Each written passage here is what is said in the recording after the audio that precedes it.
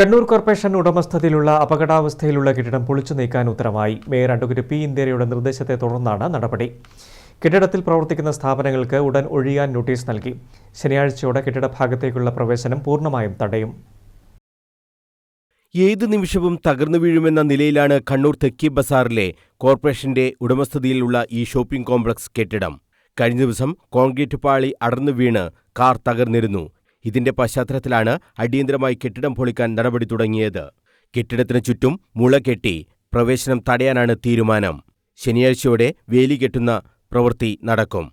Mayor advocate P. ഇന്ദിരയുടെ കർശന നിർദ്ദേശത്തെ തുടർന്നാണ് കെട്ടിടം പൊളിക്കാനുള്ള നടപടികൾ വേഗത്തിലാക്കിയത്. കെട്ടിടം പൊളിക്കാനുള്ള ഉത്തരവ് കോർപ്പറേഷൻ ഇറക്കി. Secretary Vinu C. കുഞ്ഞപ്പനാണ് ഉത്തരവിറക്കിയത്.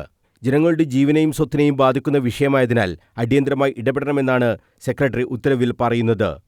കെട്ടിടത്തിന്റെ നിലവിലുള്ള എല്ലാ നമ്പറുകളും പൂർണ്ണമായ രീതിയിൽ നീക്കം ചെയ്യുന്നതിന് റവന്യൂ വിഭാഗത്തെയും ചുമതലപ്പെടുത്തിയിട്ടുണ്ട്. ഇവിടെ വാഹനം പാർക്ക് ചെയ്യുന്നതുൾപ്പെടെ തടയാനാണ് കോർപ്പറേഷന്റെ തീരുമാനം. News bureau, Kannur.